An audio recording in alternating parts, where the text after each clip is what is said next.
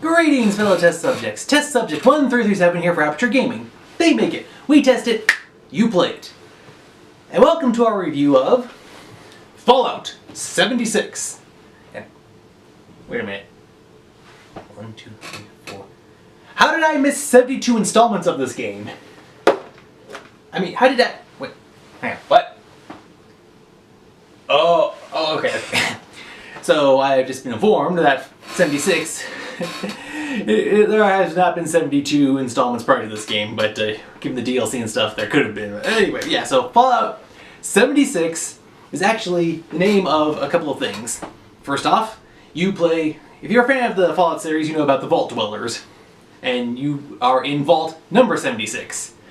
And this vault was created and officially opened in the year 2076. And as you can see by the Pip-Boy Vault-Tec logo mascot, it is the tricentennial of the United States of America, where America's best and brightest will be housed in Vault 76 if and or when the bombs start dropping, which they do in the year 2077. Yeah, when I was doing the research about this, I was like, I may not be the biggest Fallout fan and know every bit in detail, but the timeline seems a little bit off. So I figured out, yeah, that this vault was created a whole year before the events happened. So then time passes, 26 years, and the vault officially opens and everyone leaves in the year 2101. So ballpark figure, between 58 to 60 years. This is when this game takes place. It takes place 58 to 60 years, give or take roughly, before the events of the very first Fallout game happened. So it's a prequel. It's a prequel sequel. Yeah, so you're either one of the original Vault Dwellers, or you play as one of the children that was born in the vault. And unlike the other vaults, this one, you're doing pretty good. Yeah, so things are going pretty well for you. This game is interesting because it has... Here's what. I only first got into the Fallout series by Fallout 3. But, so, I'm pretty sure there's some stuff that's gone over my head, but when I'm playing this game, there's some stuff like, okay, this will shape the future events for what we'll see in the upcoming games. And there's like some stuff that's all its own.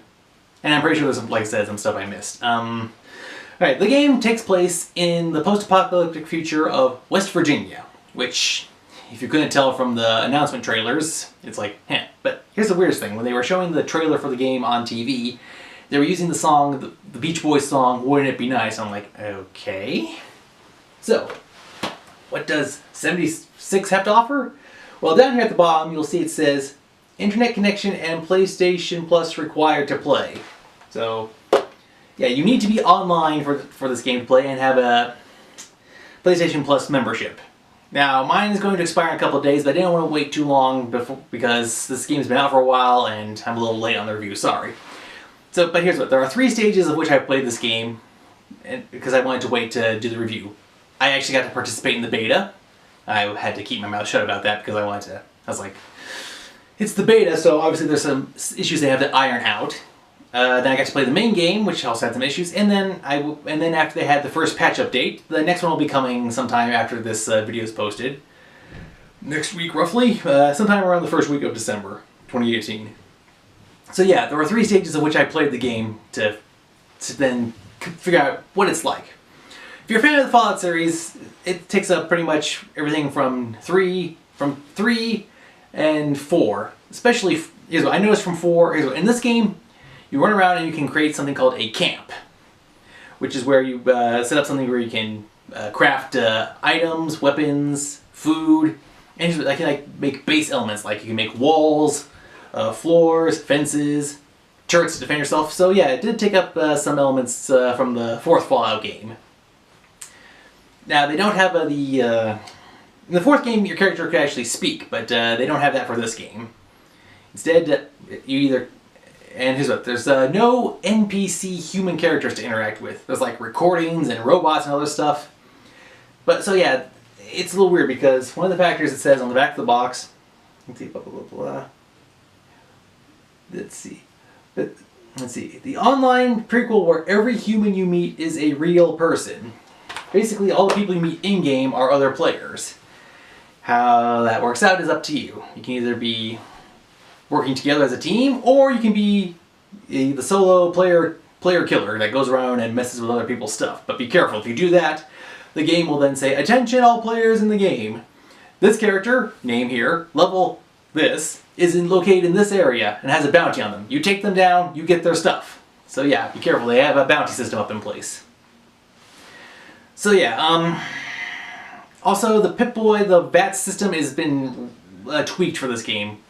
Seeing as how this isn't a one-player game where it would like freeze everything, this one, it like kind of gives you like a assisted aim and damage help, but it doesn't do the full-blown freeze individual one at a time targeting system. So that's kind of a step backwards for it.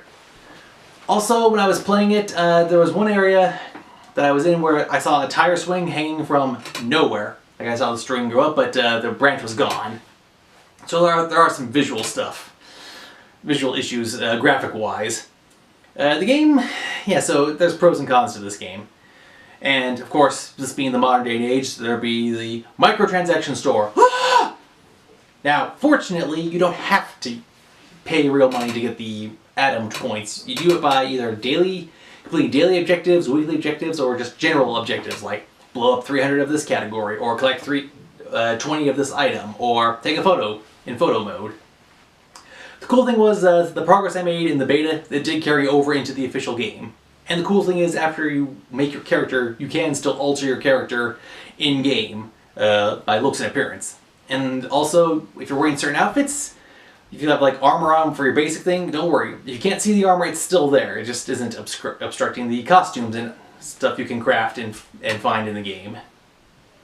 So yeah, I am a fan of the Fallout series, but I'm not a big fan of what they've done for this one. When I was doing some research for this game, someone described it as, it's not Fallout 5, so it makes sense. It's like yeah, there's enemies that we know, there's enemies that we have not seen before, so it's an interesting mix. And here's one of the cool things. There's this one, they have like events where you can participate in by yourself or with a group, and it says you have to do things within a certain time frame to get a reward. The pros and cons are like you might, if you're with a group or solo, you might be the high enough level and have enough ammo to be able to do it yourself. If not, then you're in trouble. So yeah, you can't really tell what the levels are for some areas. So you have to run around and level up, as typical video game fashion.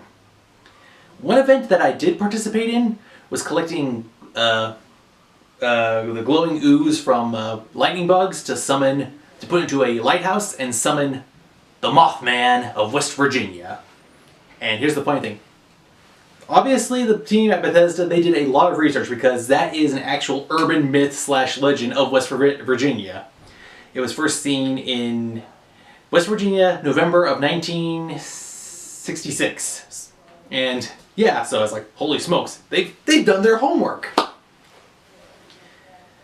Yeah, so I guess the verdict is this a buy? Is this a rent? Is this a pass?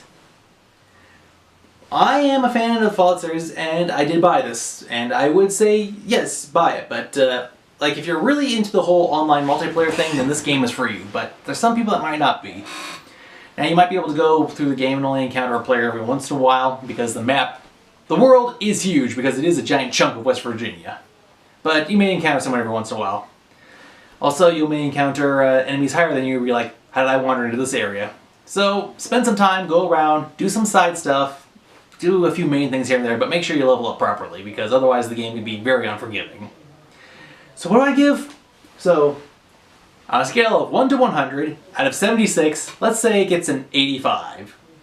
Or officially, we here at Aperture Games give Fallout 76 an 8.5 out of 10.